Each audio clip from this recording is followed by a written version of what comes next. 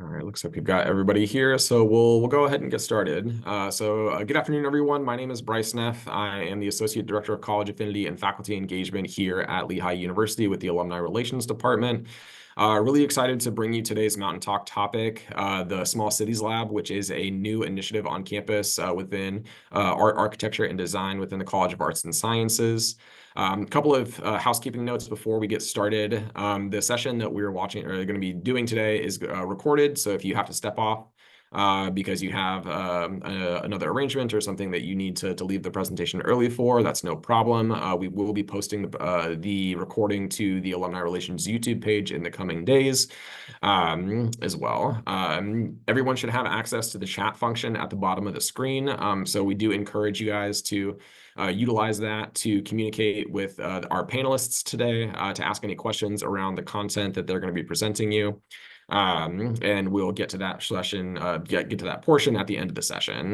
So I'm going to do a quick introduction of our speakers, then I'm going to pass them the stage for about 15 to 20 minutes, and then we will transition to the Q&A section. So here we have the two co-directors of the Small Cities Lab, Professors Wes Hyatt and Karen Beck-Pooley. So Professor Hyatt is an architect, assistant professor of architecture at Lehigh, and the co-director of the Small Cities Lab. His work is dedicated to imagining how architects can help responsibly shape urban change through place-based design research, genuine community partnerships, research sharing, and co-creation, where his research focuses on community-led affordable housing projects. And Karen Beck-Pooley is a professor of practice and political science, teaching courses on city planning, community and economic development, and housing policy. She also directs the Environmental Policy Master's Program and the Community Fellows Program, in addition to co-directing the Small Cities Lab. So Wes, Karen, very excited to have you guys on today to hear about the new lab and the initiatives within. So with that, I'm going to pass it off to you guys and learn more about it. Sure. I will get started. Just first off, welcome everyone. Thanks so much for joining us for this conversation. We're really excited to share details about both the Alley House program and the lab with you, and be thinking as the hour goes on about how you, your energy, your expertise could get involved in things that the lab is doing. So Wes, if you want to go to the next slide, we'll just sort of give everybody an overview of what we will talk very briefly about, and then get to questions and comments from everybody else. We'll start with an introduction to the Small Cities Lab. This is something that Wes and I have been working on for probably about the last 2 or 3 years, things that have grown out of courses that we've collaborated on and some community-based research projects. That community-based research project you'll hear the most about today is the Alley House program.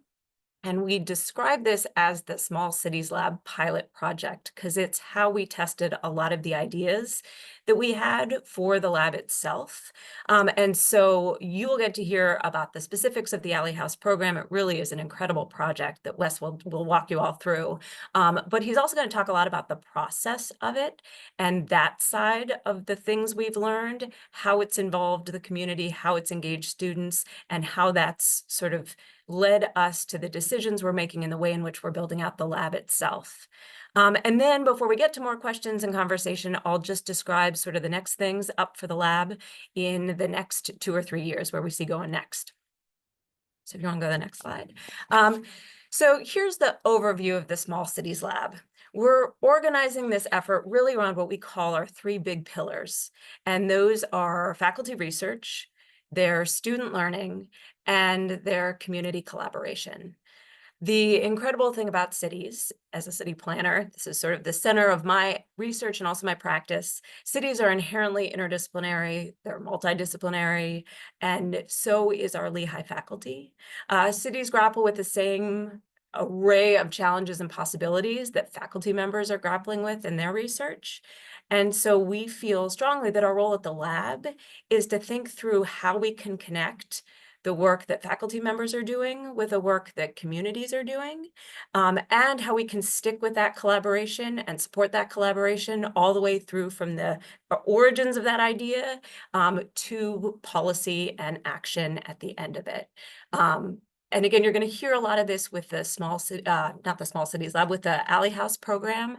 But that's really what we're thinking about doing with this lab, thinking about how it can help connect faculty members, communities, and engage students throughout that process so that not only we generate new knowledge, but we put that new knowledge to work in terms of new policies, programs that hit the ground in the small cities and communities we're working in. The next slide, again, just to reinforce, because these 3 pillars are very important to us. What we found through the Alley House program, what you'll hear as Wes goes through it, is that when you have all of these things working together, they help reinforce and make each other stronger. So when community members and community stakeholders and local officials bring their visions and ideas and creativity to faculty members' research, it pushes both of those parties in better and stronger directions. And when we get faculty members thinking about how they might teach the research they're doing, it can make their life just a teeny bit easier, not much easier, but a little bit easier. And what it also does at the same time is create a lot of new experiential learning opportunities for students, which are the kinds of things we're hearing more and more from students that they want to help guide their academic experience in the classroom, but help shape where they might want to go after they graduate from Lehigh. So it's worth also taking a moment to talk about the small cities part of the Small Cities Lab. We're not only focused on small cities because we're talking to you from one, and there's something really important and special with being able to do research and work in the place where you are. But our focus is on small cities too, because there's currently this gaping hole in the academic research on whether it's urban challenges or urban policies or communities in general. There's much less studied and known and described about smaller places. Our biggest cities in the United States tend to take up most of the attention and most of the conversation. So one of the things we're very conscious about doing with our Small Cities Lab is expanding the existing research, expanding the existing conversation around urban challenges, urban possibilities, programmatic changes, how places evolve, specifically by looking at those things going on in smaller cities. So just as an illustration of this, if you want to go to the next slide, and again, I'm going to turn things over to Wes in just a sec to talk more about the specifics of the Alley House program, but one of the component parts of that project is looking at ordinances, the policies that guide how it is that different places allow for different kind of housing units in their jurisdictions.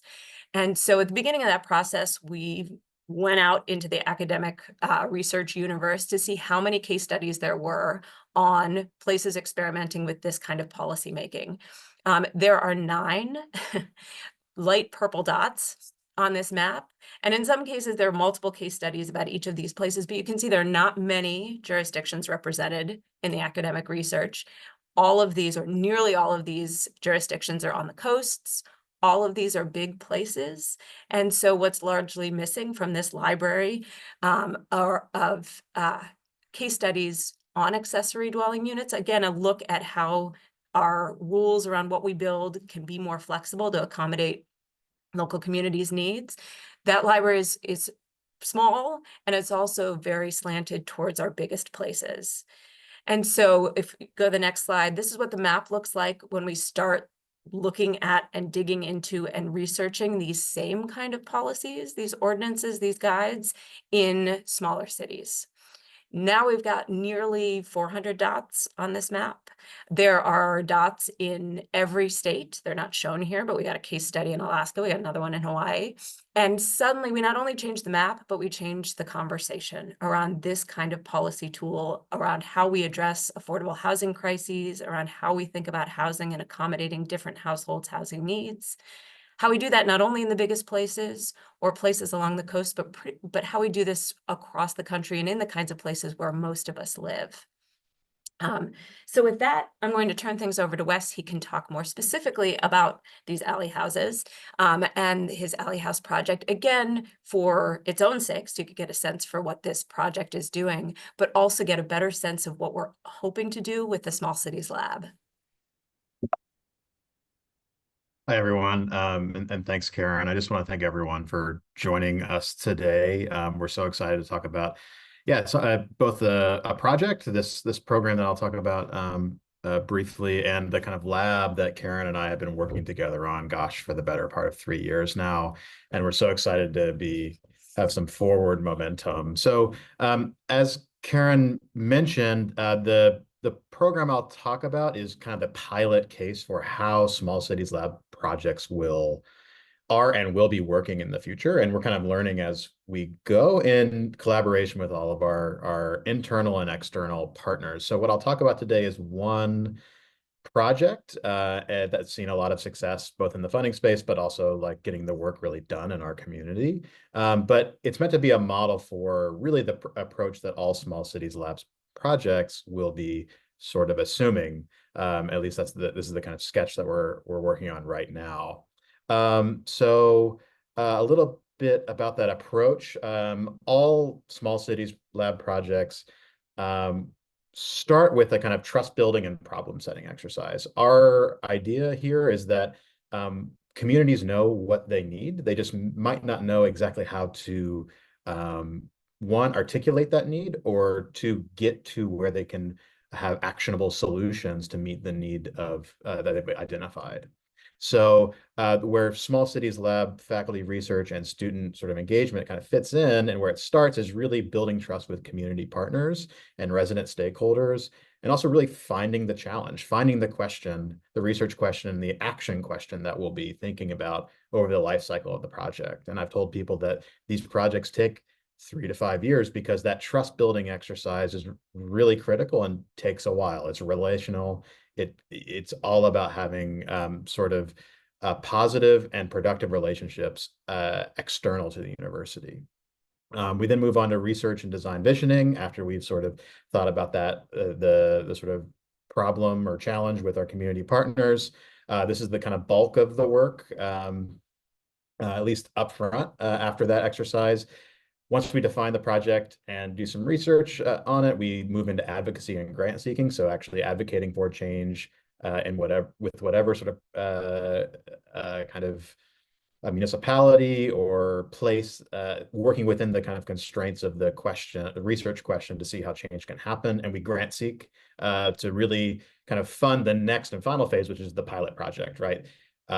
Taking the research questions, the problem setting questions that we've established with our community partners and really trying something, bringing something into the world and taking action. So the Alley House program, again, is the kind of first instance of this kind of approach we're piloting. A little bit about that. The Alley House program is increasing the supply of affordable rental housing in Bethlehem. It's lowering barriers to housing access through zoning reform and technical assistance, and will provide a regional model outside of just Bethlehem for place-based gentle increases in density in the housing density in the Lehigh Valley, all of which were sort of identified through this trust building exercise with our community partners. So what does that trust building exercise look like? Well, all of us have lots of emails coming in every day, and I just did a quick email search of Alley House program and some of the names of our partners, and I found many thousands of emails over the past 3 years concerning this. So it's through many coffee meetings, phone calls, texts at 11 p.m. about the project with our partners, we come to a kind of consensus about what is the challenge we're trying to solve and how might we solve that in this specific place. So just to talk a little bit about our program partners, we are working with the City of Bethlehem, of course, where Lehigh is located, and they will be kind of working with us on the necessary zoning reforms and policy changes that will be required to bring accessory dwelling units, which is what an alley house is, to life in Bethlehem. We are working with Community Action Lehigh Valley and their subsidiary, local subsidiary, CADB, Community Action Development Bethlehem. Will work on the construction and community engagement efforts of the project. Lehigh, of course, both Karen and I are leading the kind of research and design efforts in partnership with our students, and kind of coordinating all of the different partners that you see on the screen. And New Bethany, which is a local anti-poverty organization, will be providing tenant management services and case management services for folks that eventually live in these units that I'll talk about in a minute. So through that trust building and partnership building exercise, we all sort of started with the shared fact that there's a increasing demand and for housing in the Lehigh Valley at a crisis level. So currently in Bethlehem, the rental vacancy rate is at a crisis level of 2%, and this is data from last year, so it's probably worse now. I would hazard a guess. Just as a baseline, a more healthy vacancy rate is around 7%, and our friends at the city have identified that we need at least 1,052 rental units in Bethlehem to meet the current demand, to say nothing of the demand in the next 5 years. So just to contextualize who's affected by the housing crisis, this is, again, city data collected last year. A broad range of occupations would be paying more than 30% of their income, meaning they're technically cost burdened by their rent for a 2-bedroom apartment. And this sort of affects people across the income spectrum in the Lehigh Valley. Cashiers, home health aides, as we see in this graph, don't even come close to making even a third of what you would need to pay for a 2-bedroom apartment. But also elementary school teachers, registered nurses, and people in what you might normally associate in a higher income bracket simply don't make enough to not be cost burdened by a 2-bedroom apartment, to say nothing of larger units across the city. So to have a healthy city with all the essential services and things that help us all live a quality life, folks need to be able to afford to live in that city, and currently that is impossible. So just to, again, kind of finish the data picture of the housing crisis in the Lehigh Valley, most folks are surprised to see that Bethlehem the rents in Bethlehem are increasing at faster rates than even Philadelphia. Philadelphia is the green line here. Bethlehem is the orange line here. And this is in January 2023. Again, I think this would be even worse now with the current data. But all of this was sort of kind of helped us set the challenge that we will hopefully continue to resolve in sort of partnership with all of the folks we mentioned before. So what's an alley house? Alley houses are a historic housing type native to the Lehigh Valley, similar to today's accessory dwelling units, if anyone's heard that term before.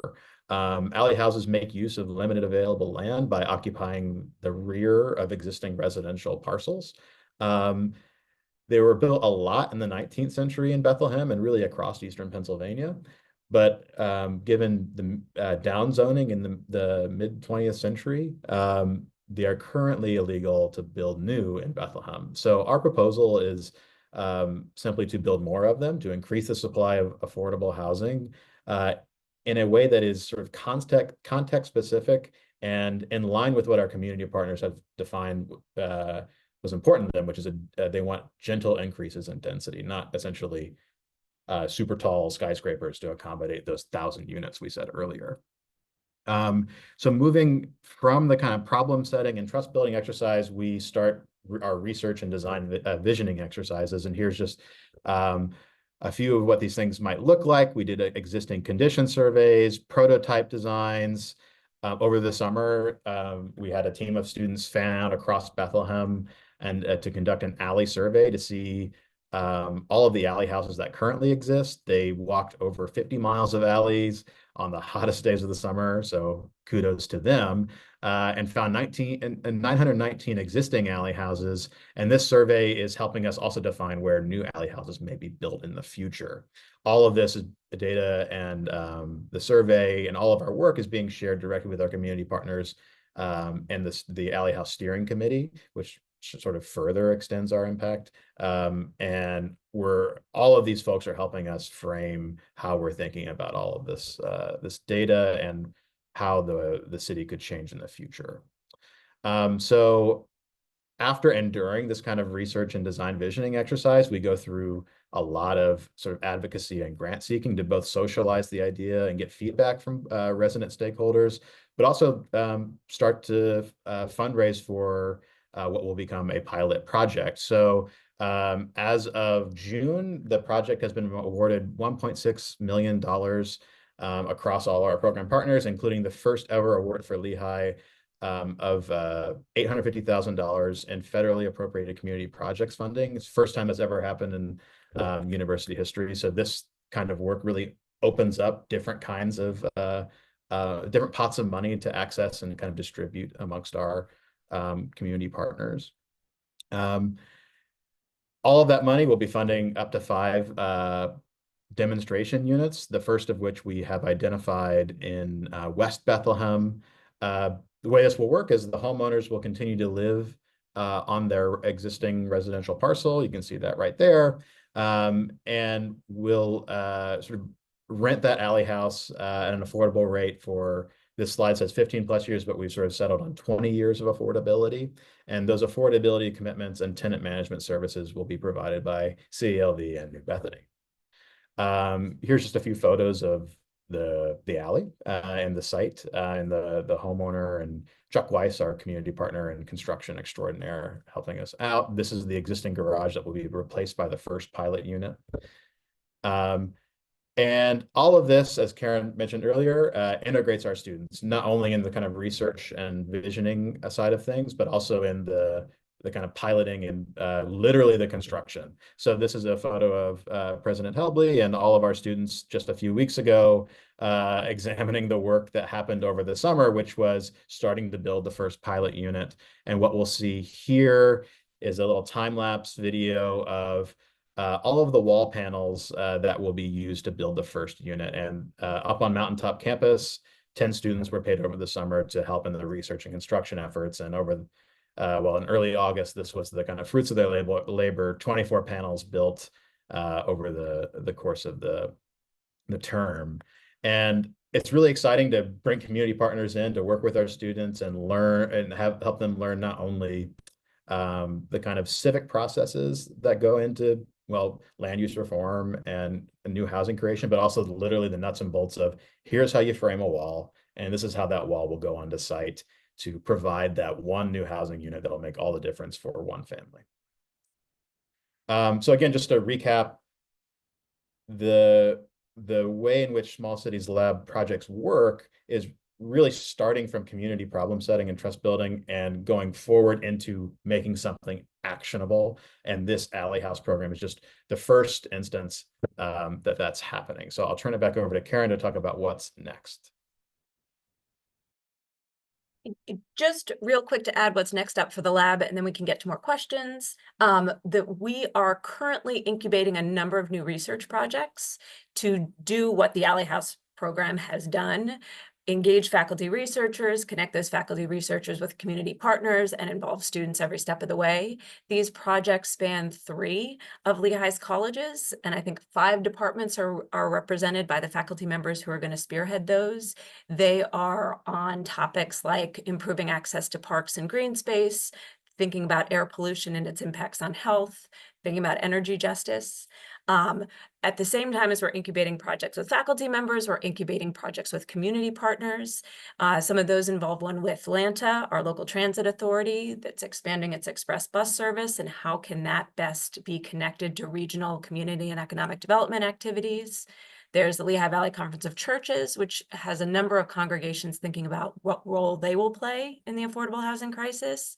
And we got the City of Allentown contemplating what mitigating urban heat looks like in a small city. And I would say that all of those projects are already engaging students either in our existing coursework or through internship opportunities, which is also really exciting. And that we will, over the course of this academic year, be doing a lot of community outreach, both on and off campus, visiting departments and programs across the various colleges, reaching out to scholars, practitioners, and community stakeholders in small cities across the country. Keep an eye out for a small cities symposium that hopefully will be coming sometime in the spring. Again, a chance to bring folks who are engaged in a whole range of different topics that impact and address and are playing out in small cities together to expand the conversation around these kinds of places. Just want to end real quick with these. Go ahead to the next slide with just a couple slides. We've been incredibly gratified by the response that we've gotten to this as we've rolled this out from faculty, from students, from the community, and from funders. As Wes mentioned, there's some of these sources that Lehigh hasn't received support from before. So it's sort of expanding the reach that we have to different funding streams that can bring monies not only onto campus for students and scholars, but portions of these grants are also going directly to our community partners who are either helping with the building of some of these pilot unit for the Alley House project, or are rewriting zoning ordinances for the City of Bethlehem, for example. And so you can see on the slide, some of those sources are the community projects funding. Again, Wes had mentioned that Department of Housing and Urban Development, HUD, is supporting some of this work. And on the next slide, another state level housing agency, the Pennsylvania Housing Finance Agency, is contributing again to the pilot project. But we also need to thank Lehigh University's Baker Institute, as well as the College of Arts and Sciences, that supported us with some of our earliest seed funding, and cannot go to questions without a huge thank you to the absolutely incredible Natasha DeLuna, who has helped us test our vision and think through all the things that were priorities for the lab, priorities for this project, and how to sort of put all this together, and have helped grow the labs tremendously. She's been incredible. So with that, we're hoping to have as much of a conversation as we can, open to questions, and hope to see all of you affiliated with the lab in some way sometime soon. Yeah, wonderful. Thank you, Wes. Thank you, Karen, for providing us that overview of the lab and of the Alley House project itself. It's really exciting work and exciting news to see, something that can be such a need for not just Lehigh and with Bethlehem particularly, but to see the opportunities for that and how that can be applied to so many different sites and so many different cities around the country. We do have a number of questions, which is great to see. Frederick's asked a number of questions, so we'll see if we can kind of go through a bunch of his first as we kind of work through things. First, one of the terms that you guys had used in terms of the zoning aspect is down zoning. So what exactly is down zoning for those of us that don't work in this type of space, and what does that mean in relation to the project? To grossly oversimplify, zoning ordinances are very specific in what you can build and how you can use the buildings that you build. And before those ordinances existed, pretty much anything was fair game. And as more of those rules got applied, the list of things you could do on a particular site shrunk.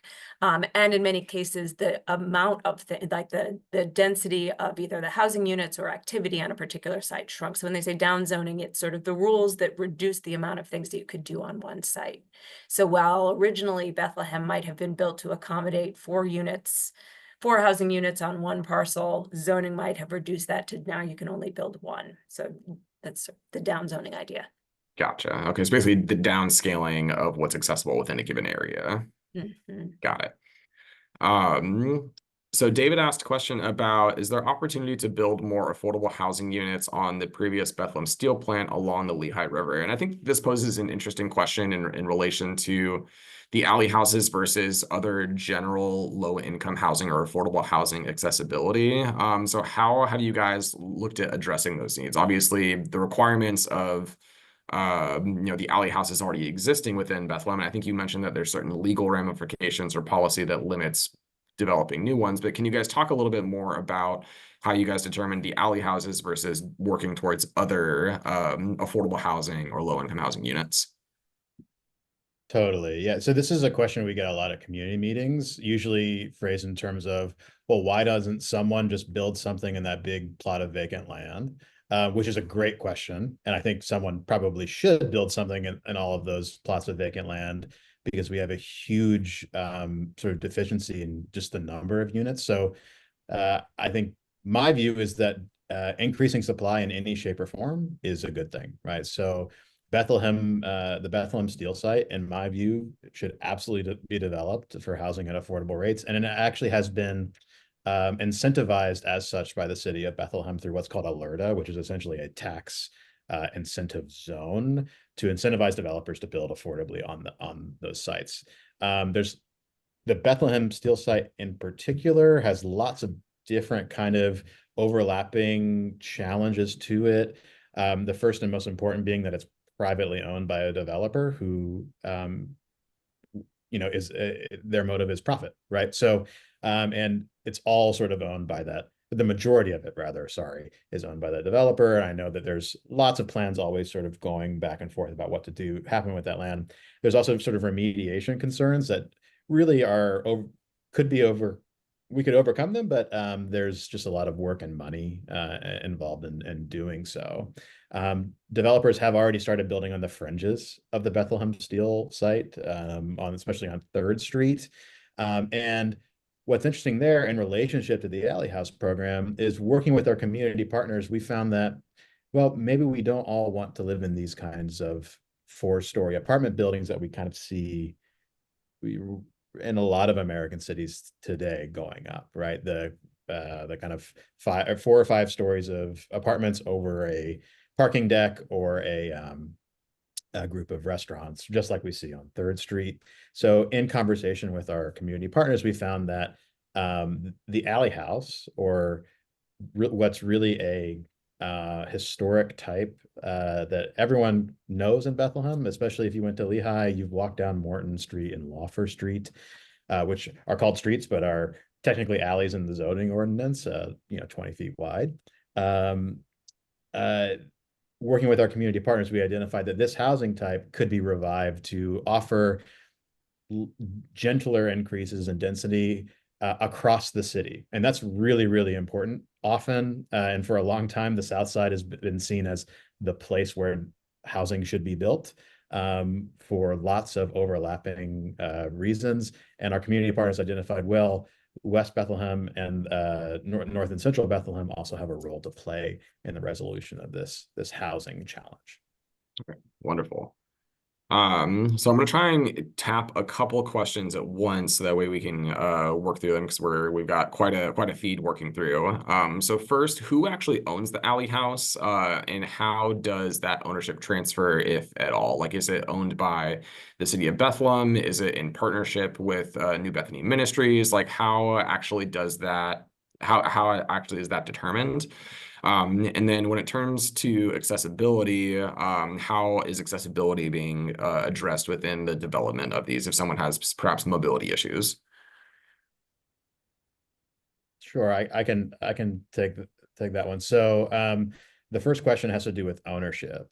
What's important to say here and note is that this pilot program is a kind of discrete exercise in understanding how this land use change can and should be deployed into the world in Bethlehem, right? Once the zoning ordinance changes, so long as you meet the conditions of the zoning itself, private homeowners will be able to build these sort of as they wish, as long as they can comply with the rules that have been set in place. So in that instance, the homeowner will simply own what will be a rental unit in their backyard and rent that out at market rates, or and we're still thinking about this with our partners, at affordable rates if they're sort of offered a kind of smaller subsidy.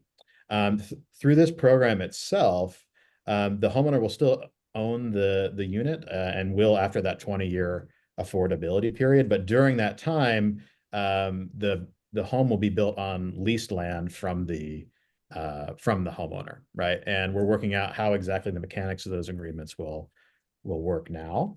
But that's sort of how that 20-year period will work. And then at the end of that, it's sort of turned over to the homeowner, who in our first pilot project is anticipating to retire into that alley-facing house and rent out their street-facing house, which gets to the question of accessibility. So as you're designing these projects on sort of compressed parcels of land, you start to run into lots of competing demands in terms of just the use of space. Accessibility is like a really big one we're thinking about. How are sort of folks that have mobility challenges get to their bedroom? That's a pretty important thing, right? Stairs are a pretty big impediment to that. So we want at least the option for all of these units to be on the ground floor so folks can age in place in their accessory unit. A challenge there is that given the current zoning, we're required a certain number of parking spaces, right? So cars and bedrooms do not really mix, turns out. So we're trying to figure out how to model the existing zoning ordinance to allow for maybe less parking requirements so that single-story projects could be built if they were desired. Doesn't mean you have to build single story, doesn't mean you have to have X amount of parking spaces, but it's about allowing for a range of possibilities. Wonderful. And then thinking again, kind of on that topic of accessibility. So who are kind of accessibility and affordability, right? So we've had a couple of questions around kind of the 7% healthy vacancy rate. We've had questions around, what is this going to be targeted for people at or below the poverty line? I mean, you mentioned kind of the average income of individuals who have, good consistent jobs, teachers, nurses, but are, unable to afford what is the median level of housing. So how, within that 20-year affordability period that you guys had mentioned, how is that different, or how is that going to impact kind of the rental rates in relation to what the market is asking for? So it's like we obviously want it to be accessible and affordable, but how is that going to be related to what the market is asking for? I'm Karen, I'm happy to jump in this one too. Go for it. Yeah. So the pilot units will be rented at rates that are, I believe we're targeting 50% or below area median income, which, if you look at that kind of rental or that occupation chart, really affects a broad range of folks. We are working with our partners to determine exactly the mechanics of how the rent will be paid each month. It will be through subsidy, most likely. But that's just for this program. Again, when and if the zoning changes more broadly, folks will be able to charge market rent if they build their accessory dwelling unit or alley house, as we're calling it, without subsidy. Yeah, I think. Does that answer that full question? I think so. Yeah. And then with the initial pilot, when are you guys anticipating it being completed, and what is the footprint and the square footage going to look like? So for the initial pilot project, that's a great question of when it'll be completed. The first time you do something, you learn all the road bumps, and we're learning all of them now. That said, we're really hopeful that within the next 6 months, the project is completed. We've already started construction, as you saw in the presentation, with the students. And there's ongoing research that's being led by both Karen and myself that will extend even beyond the construction of the first house. That first house is 740 interior conditioned space plus 2 parking spaces. And what we've learned we've learned lots of things with that first house that'll change the kind of character and quality of the next units. Wonderful. And then Beal Fowler asks an interesting question in regards to the kind of distinction between alleys and streets. So he states, in Bethlehem, there are no, quote, alleys, all are called streets. The distinction as to the presence of houses is the width. Some wider alleys contain housing units, while narrower ones do not. Are you only looking at the wider alleys, or are you including the narrower ones as well? I can answer this one if you want. We have sent students out, and it was during a heat wave, and they did such an amazing job.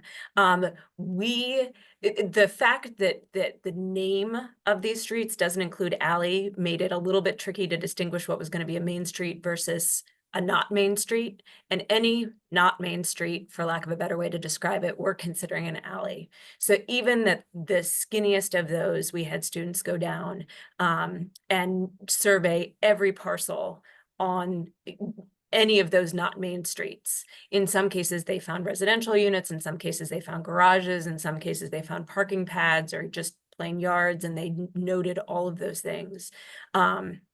And the interesting thing was the degree to which, and there was one map in the presentation on one of the slides that Wes was discussing that had all those purple dots. Every single one of those purple dots on the map was an existing residential unit that they found on one of those not main streets. And in some cases, residential units were on some of the narrowest of alleys. Again, the evolution of housing across the city of Bethlehem as those units were put in to accommodate what had been a dramatic increase in population as Bethlehem Steel and the economy of the area took off. But we looked at any not Main Street, and if anything, we erred on the side of including places, and our surveyors, as they went out, as they got to a place to say, this is really kind of a Main Street, this isn't an alley at all. That was the way in which we narrowed things down to focus on what we're defining here as alleys. Wonderful. So we've got about 5 minutes or so remaining, everyone. And we're going to try and work through as many of these questions as we can. But if we cannot get to your question, I do have a downloaded copy of the chat that I'll be happy to forward to Karen and Wes to address any questions that you guys may have afterwards. Richard brings up an interesting question in terms of parking availability and road congestion. So as we know, parking in Southside Bethlehem is challenging at times on Lehigh's campus and elsewhere around the city. So have there been discussions with the stakeholder partners, the City of Bethlehem and Community Action of Lehigh Valley, to look at what that will mean in regards to the project? And as well, will there be aspects of energy efficiency featured or incorporated into the newer homes? I could talk about the parking side of things if you want to take the energy. Certainly, you can also take about parking. One of the things that I mentioned, our surveyors, when they went out, they noted whatever it was that they found. And one of the things we explicitly asked them to describe in detail was not only the garage, but tell us, is it a 1-car garage? Is it a 2-car garage? How many cars are parked on that parking pad? To really give a full sense of how much space there currently is for cars on alleys. And as we go from just noting where current residential units are to thinking through, along with the city, where additional ones might go, having a really down to the ground understanding of where cars can already fit and exactly how many car spots we might lose should we allow more alley houses in particular places, just makes that a really concrete conversation, which is really helpful. When it comes to updating the ordinance, how it is, as even Wes described with the pilot project, how it is cars are accommodated is probably one of the biggest sticking points to thinking about how that's going to work. But then I know we're tight for time, Wes. I don't know if you want to jump into the energy efficiency. So the parking question is a perennial question that we take really seriously, and all of our partners do. I'll note that the project is not only in South Bethlehem, and in fact, it's been said multiple times by our community partners that West Bethlehem and North and Central Bethlehem are sort of prime candidates for this kind of development because they do not share the sort of extreme density characteristics of South Bethlehem, right? So there's just simply more room for these houses.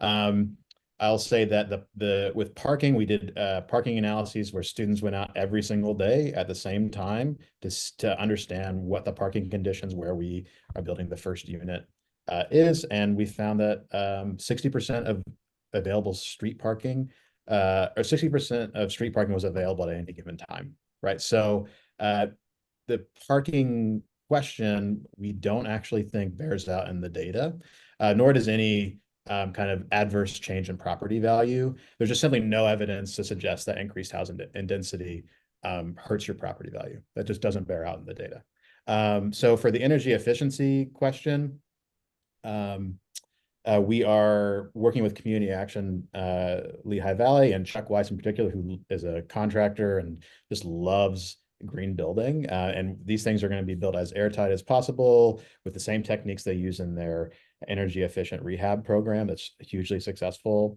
to help manage stormwater runoff and all of these kinds of things. The first house will be built with a green roof, so we're actually increasing the amount of pervious surface on this lot. Yeah, all of these questions are both being built into the design and also taught to our students, who are all really interested in these kinds of things. All right, wonderful. So with that, guys, we are right at about time. There were a handful of questions that we weren't able to get to, but as I mentioned, I'll be happy to forward that to Karen and to Wes. We had a really robust conversation in kind of the background chat as well also. So really, great to see the engagement from our alums and from our other stakeholders who are joined the presentation today. So for everyone, there will be a follow-up email that will go out tomorrow with a survey regarding your thoughts around the presentation. Be happy to hear your feedback around the content, around the topic, as well as any ideas that you may have on future Mountain Talk presentations. Karen, Wes, if our alums are interested in connecting with you guys further, there's a couple of individuals that mentioned they work with similar organizations or working in similar spaces in housing development or within small cities. So what would be the best way for them to perhaps to connect with you guys if they had kind of questions either around the project or maybe doing some kind of partnership? Absolutely. Feel free to reach out to either one of us, if even to just respond to the email that comes out following the presentation. Bryce, you can get to either one of us. But yes, please do. Absolutely.